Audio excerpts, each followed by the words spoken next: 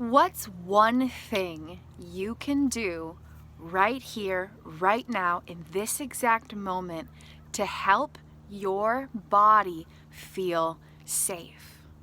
Our experiences of our mind come from our brain and our body. And if a part of our body does not feel safe, it's going to impact the way that we experience our mind.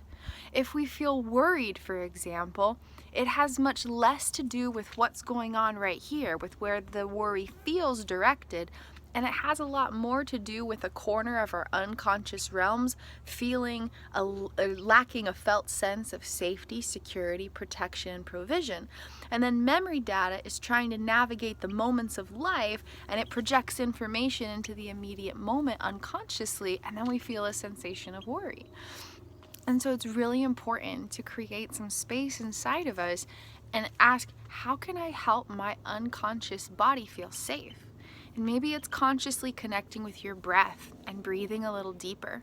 Maybe it's tuning into it with awareness regarding muscle tension and maybe creating, hey, don't show them your butt. Look at, no, face forward, show them your pretty face. This is little Babs.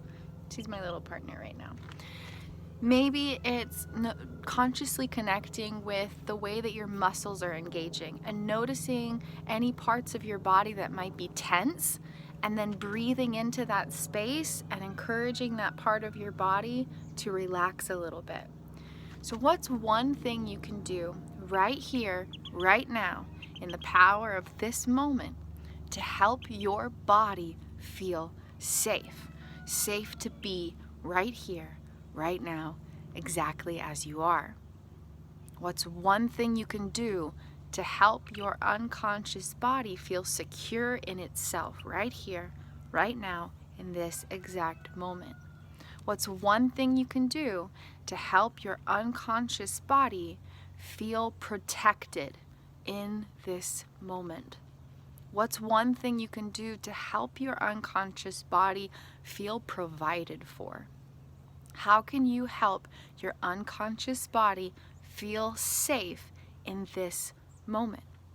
And then play with this idea. And once you find something that helps you feel safe, helps your unconscious body feel safe, try doing that thing once every day.